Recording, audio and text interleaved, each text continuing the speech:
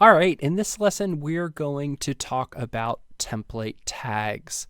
Now, template tags are special functions that allow us to easily get information and content from WordPress to use in our themes or plugins.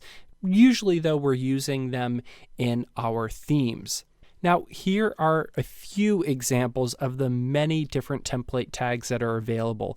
And you can see we have some that start off like get header and get footer and get sidebar that are going to pull in different files. We have get template part that'll also pull in files.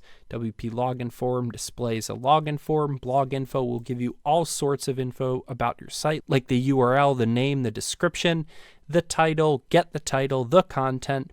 Now, I want to point out here, backing up to the title and get the title. A lot of these tags will have two components to them. The title is going to get the title and display it. So it'll use like a PHP echo, which we've been looking at before, and that will display it. But sometimes you just want to get the title to do your own things with it, and you don't actually want to display right there. You might want to assign it to a variable and display it later. So that's where get the title comes in handy.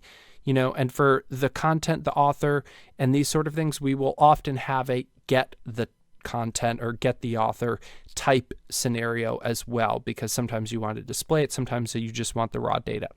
So categories, tags, the comment author, so maybe you're displaying a loop and you want that. If there's a featured image, the post thumbnail, the permalink is a way to get the link inside of the loop to all sorts of things, whether it's the title or the page, whatever it is that you want to create a link to. Edit post link will give you one of those nice little edit links, so you could just click edit and it will hop into the back end and you could easily edit what you're looking for. The site URL, WP nav menu, displaying menu locations out, which is a little bit more complex. So the thing I just want to point out now is that there are tons of these, and in the lesson notes you could find a link to the page, and when we get to this part in the course, we're going to have a whole section of the course just on template tags. So don't worry about it too much at this point, but I would suggest you go check out that link just to see and get an idea of what is possible. So if you're someone who's played around with WordPress before, this might not be completely new to you. You may recognize a bunch of these and you may find some that are new.